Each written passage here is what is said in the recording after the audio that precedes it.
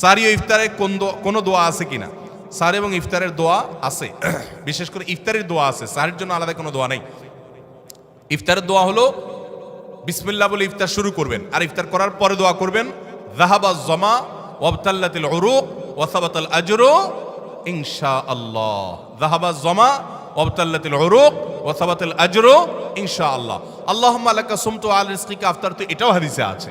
কিন্তু এই যাহাবাজ জামা ওয়াবতাল্লাতিল উরুক ওয়া সাবাতাল আজরু ইনশাআল্লাহ যেটা বলেছি, এইটা বেশি অনেক হাদিসগুলোতে আছে এবং সনদের দিক থেকে অনেক বেশি স্ট্রং, অনেক বেশি প্রসিদ্ধ এবং অর্থটাও বেশ চমৎকার। যাহাবাজ জমা মানে হলো আমার ক্লান্তি দূর হলো, ওয়াবতাল্লাতিল উরুক মানে শিরাগুলো সব আর্দ্র হলো, যে পানি পান করেছি, ইফতার করেছি, এবং ওয়াসাবাতাল আজরু ইনশাআল্লাহ, আল্লাহর কাছে বিনিময় দাঁড়িয়ে গেছে ইনশাআল্লাহ। এটা ইফতার করার পরে বা কিছুটা খেয়ে তারপরে এটা পড়া সুন্নাত।